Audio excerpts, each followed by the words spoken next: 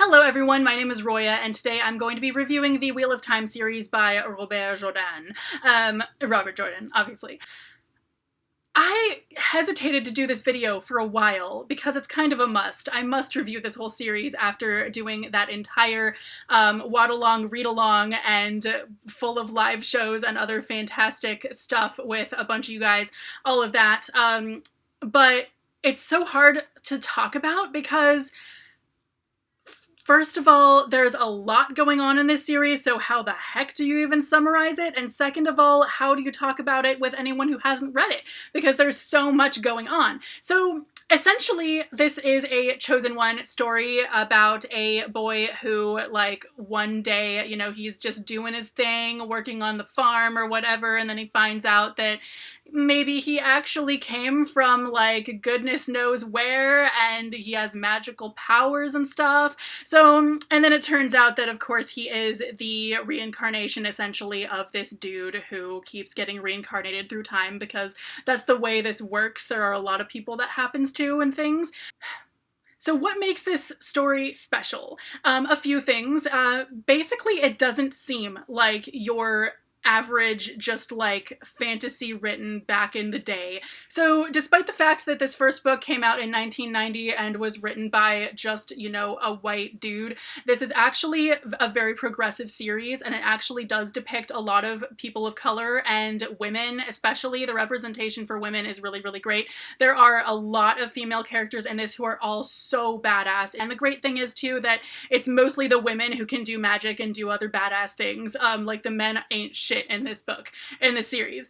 And then, even though several of our main characters aren't explicitly said to be any particular ethnicity, there are a lot of characters who actually do turn out to be significant, who are people of color. And then also, I totally pictured a couple of the main characters as Asian, even though, like, nothing, you know, they're all from the same gosh darn place, but, like, nothing told me that they weren't Asian, so I pictured them as Asian anyway, that kind of thing. So, and then also, even though there is minimal LGBT rep in this, it is there in the form of, like, there are women who, like, have a history together and whatnot. So when I figured out that that was going on, I was like, yes! Basically, because you never see that in, like, high fantasy that's this old. And since, like, probably the majority of what I read is fantasy that's about this old, and it never, you know, it has such minimal diverse rep at all. The fact that this has that throughout the entire series is actually pretty gosh darn fantastic.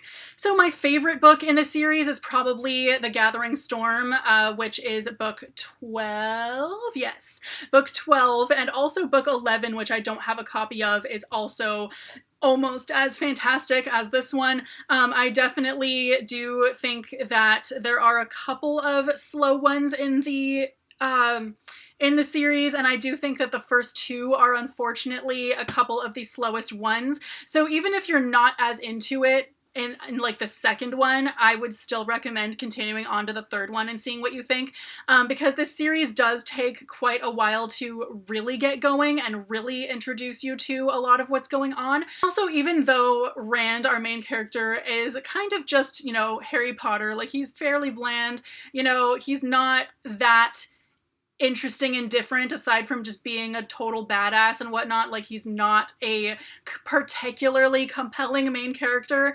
The book is not all about him. It totally gets away from just his story, to the point where we even go half the book in some of these books without even seeing him for a while, and you kind of go, wait, we haven't seen Rand in a while. Isn't he supposed to be the main character? Because there is so much else going on.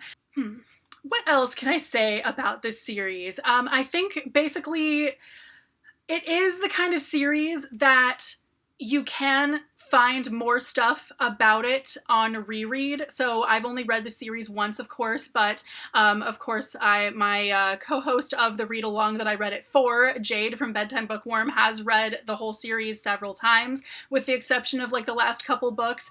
And she said that she definitely notices different stuff every time. And I can totally see how that's possible 100%, because there's definitely some stuff that isn't completely like 100% said in it. And then there's stuff that once you know the whole plot, you can go back through and pick things out.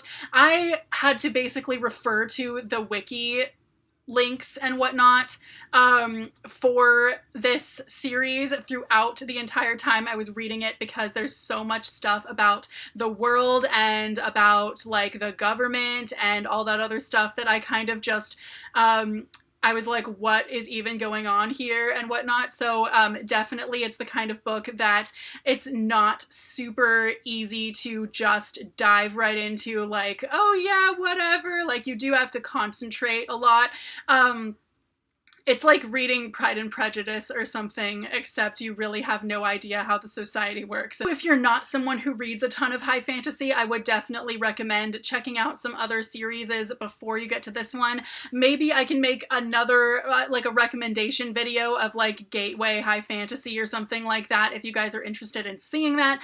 But anyway, I definitely really adore this series, and I definitely think that I hope to read it again at some point, because I'm sure that, like my friends who have read it 80 bazillion times or whatever, I will probably pick up more stuff as I like read through it again, all of that. But obviously, since I have such a good memory of like what I read, and that leads me to reread very little during the course of my life, I've probably only reread like a few favorites like multiple times, but so it might be a while before I go back to this series again. But anyway,